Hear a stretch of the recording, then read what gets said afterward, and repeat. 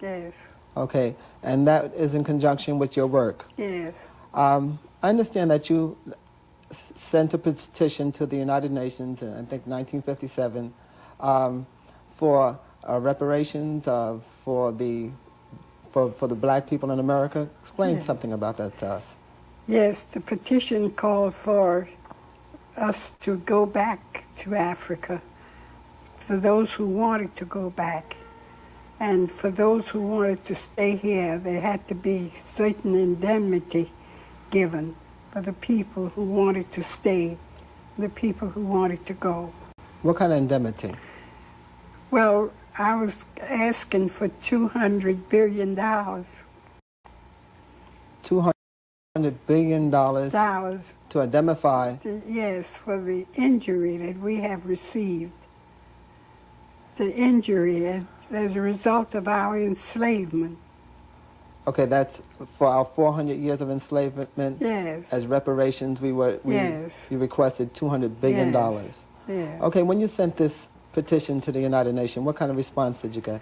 I got very good response, but he told me that we needed a member nation to introduce the resolution, since we were not officially members of the UN. Is this with your work with the Republic of New Africa? No, that was not. I went as a member of the Ethiopian Women, the Universal Association of Ethiopian Women. I understand that you founded that organization. Yes. And what was that organization about?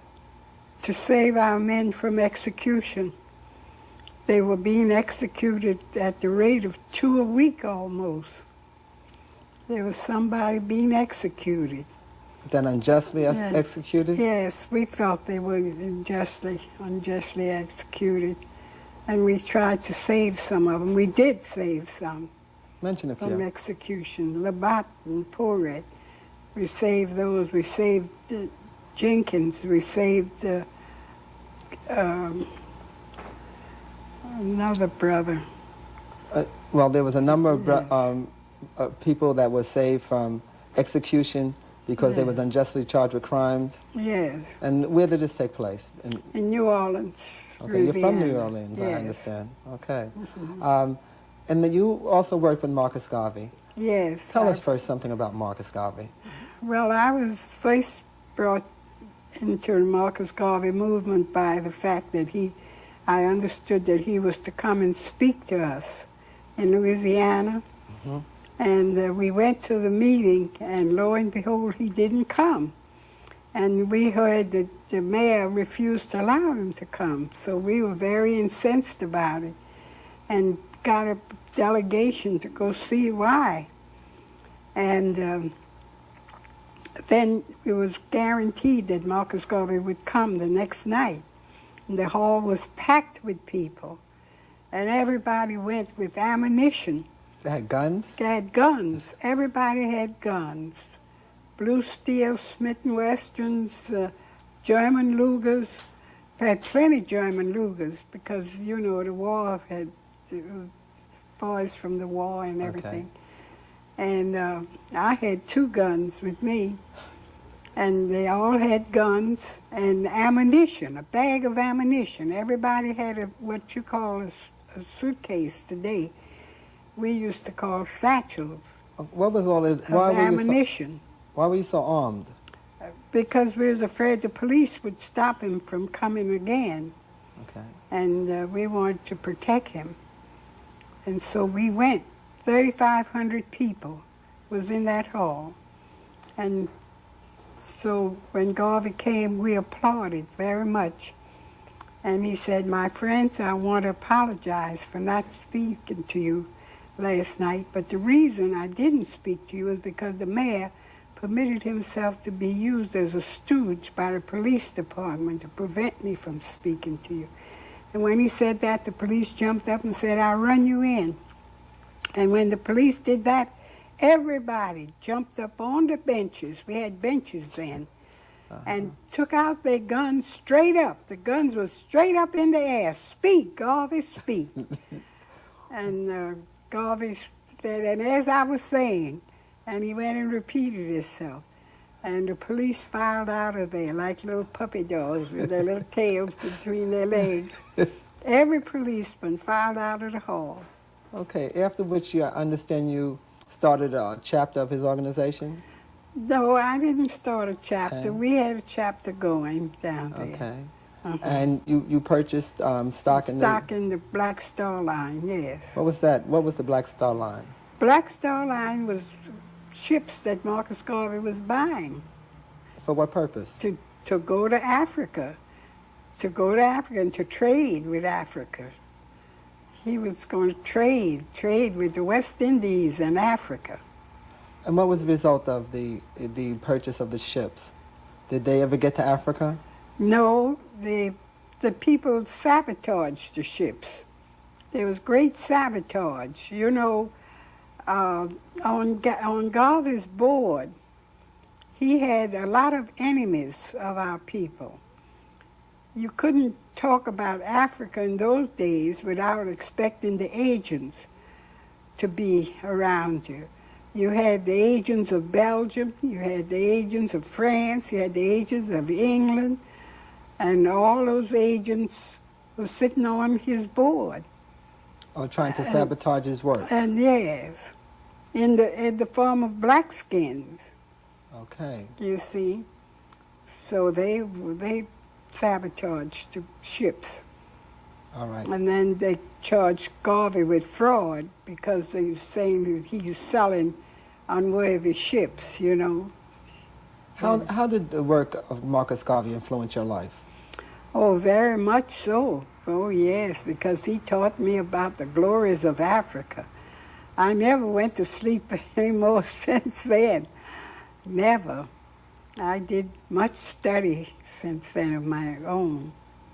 On the glories of Africa? Yes. You've made numerous trips to Africa. I Yes. understand that you recently attended the Women's Conference, the International Yes. Women's Conference. Yes. Tell us about that. Yes, that was very great. It was very widely attended with 8,000 women. Okay. Yes. During your travels, recent travels to Africa, you went to Ethiopia, I understand. Yes, I went to Ethiopia. Did you witness some of the famine? No, they didn't let us go there. We didn't see anything of the famine. You wouldn't even know they had a famine. I guess They kept that from the people. I guess that's sometimes like people visiting New York never get to see Harlem and That's Bedford-Stuyvesant. right. That's right. That's Okay, right. they just show you the... That's right. The part they want you to see. That's right. You have land in upstate, Parksville, I believe it is. Where Yes. It's you have the Mount Addis Ababa. Mount Addis Ababa. Okay, and you doing work on that mountain. Well, we want to build there a college of African studies. We want to build a monument to the 100 million Africans who perished in the slave trade, and for those who died since. All the people who died, You mean the a struggle. 100 million? 100 million died in the slave trade, yes. So that's our Holocaust. Yes, that's our Holocaust. Holocaust. Holocaust, yes. All right, this institution that you want to build, the purpose of it will be to educate black people? Yes, to educate our people, to help our people to understand, to de-Negroize us. To de-Negroize us, change our minds from European minds. You know, we have no idea the condition that we're in, the psychoneurosis that we suffer. We suffer a terrible, terrible blight. We don't know who we are. We use European names, and we just are comfortable with our condition. We really don't know who we are. We have no idea. We're captive. And we're absolutely comfortable with this situation. I know I feel personally very honored that you had given me an African name, Menelik. And don't you feel better I since feel you have a... That's a right. lot better. And most of my friends Yes. call me by Yes. Menelik. Yes. And What is the significance of that name? That name is meant, it's great. It's an Ethiopian name. Okay. You're working with Mount Addis Ababa, and you're going to erect a monument to commemorate the 100 million Yeah. blacks that had died. Africans. Africans. Yes, that died Africans, yes. Okay. You have an organization that's working with this effort? Yes, yes. They perished in the slave traffic. Okay. What are some of the other works, things that you're personally involved in presently?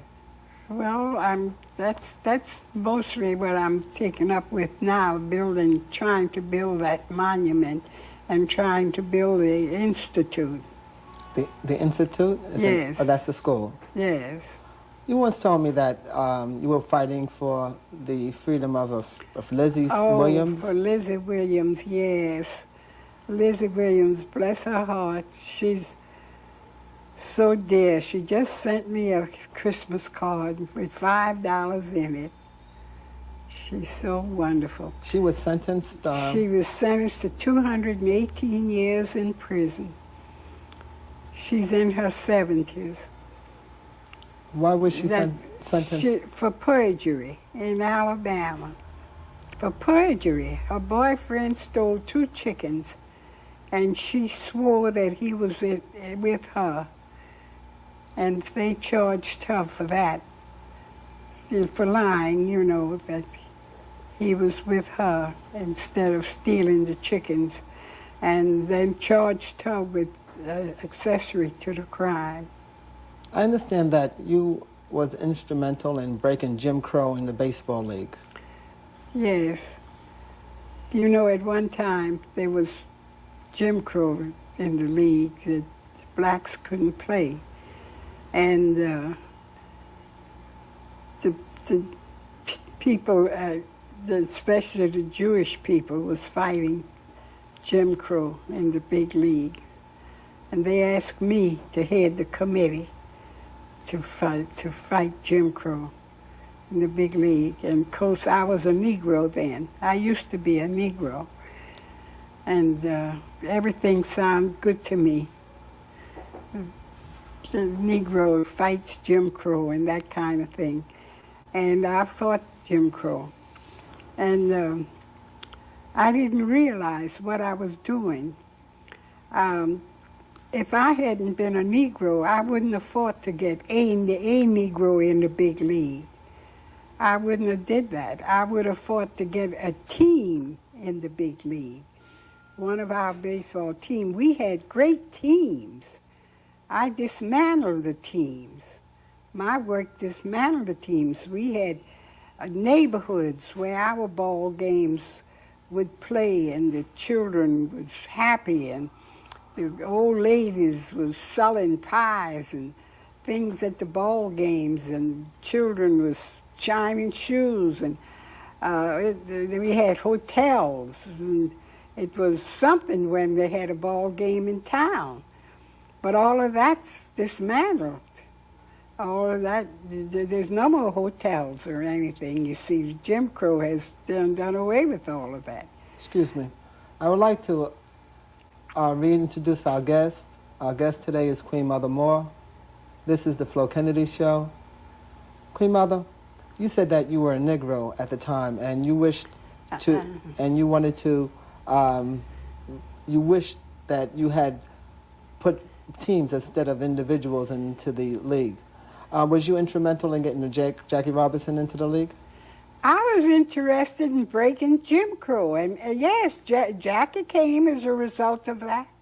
And Statue Page and all of those people, I didn't know them, but they all was employed as a result of breaking Jim Crow in the big league. That's right. Your work with the Universal Association of Ethiopian Women resulted, I understand, in putting welfare recipients back on the roll.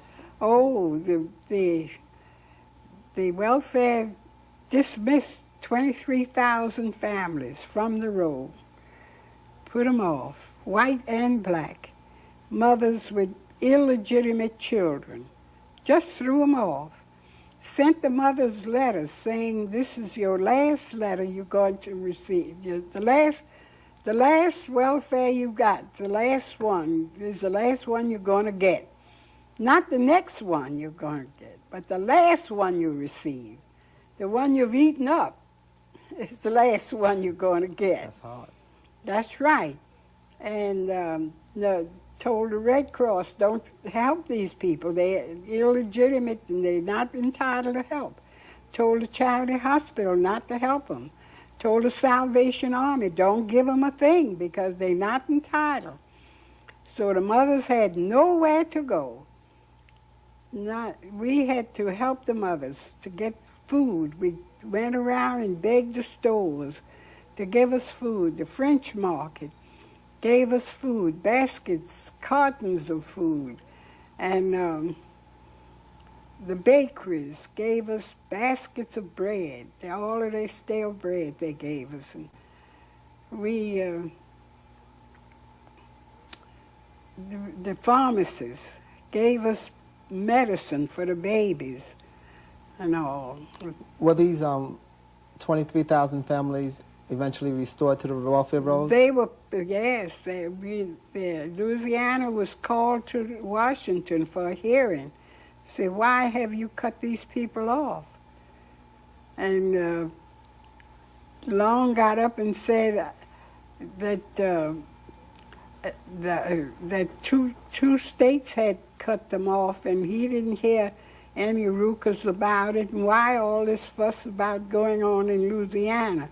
I say, because you didn't have any Ethiopian women in those states.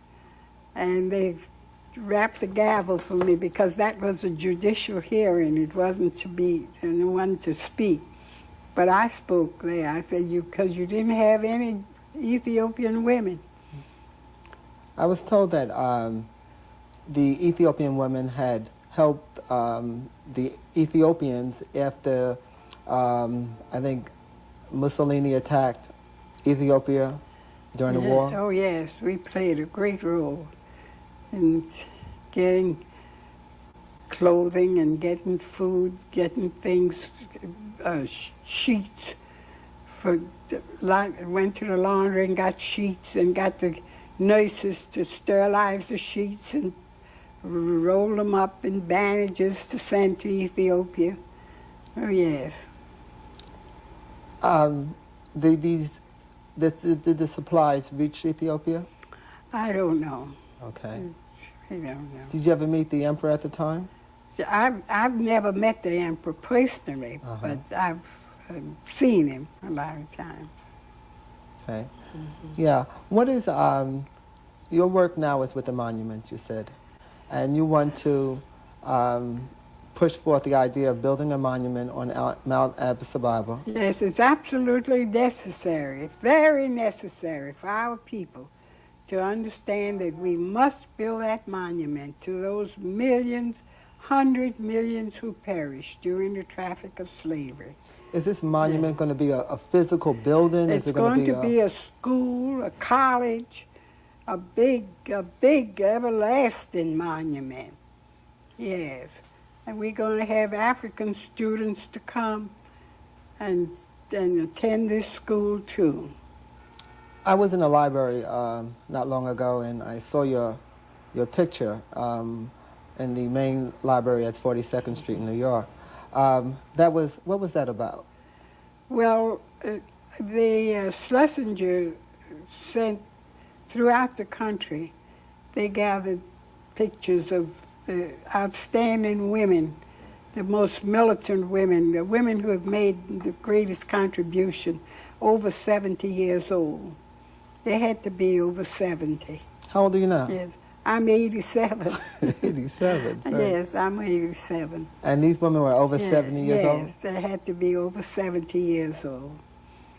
And I was one of the 10 outstanding women that they had in the country. And they made my picture. That was a great honor. Yes, it was. It's very great. And they put it in the library. Okay, and also in the on 42nd Street and in the Schomburg Library. and I think there was a meeting there at the Schomburg, Yes. also Yes. commemorating the women who were Yes. selected. Yes, we have not much time left in this program, and would you be able to sum up what you think a message, let's say for Black youth or Africans, that would help them in knowing themselves and in a contributor to their race?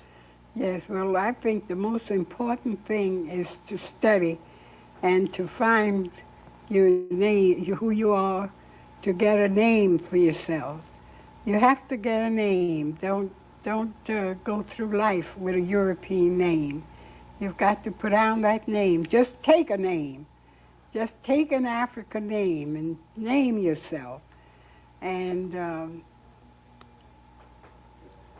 learn who you are. That's How would you suggest that a young person go about that? Well, you got to look yourself in the mirror. Who are you? Who are you? Most of our people don't know who they are. They don't know. They think in European. They don't have a mind of their own. They got to get their right mind back. They can't think. They can't think. I don't care if you have your PhD. Don't tell me you've gone to the best colleges. The best college didn't give you your identity, didn't give you a national identity at all. You've got to be able to comprehend what you're thinking. You've got to be able to understand and think for yourself and stop thinking in the pattern that the other people want you to think all the time. You think this begins with taking upon yourself an African name? Well, yes. And that has a Yes. great significance and, I guess, Yes. influence over the mind. Yes. I know it has for me. Yes. So you suggest that the young Black people take upon themselves an African name Yes. to get to know who they are. That's right. I didn't have to change my name because the Moors was a great nation of Africans. You see, I didn't have to do that. So you were born with an Yes, African name. I was born a Moor. Yeah. Very good. We have here Queen Mother Moore, and this is the Flo Kennedy Show. Thank you very much. See you next time.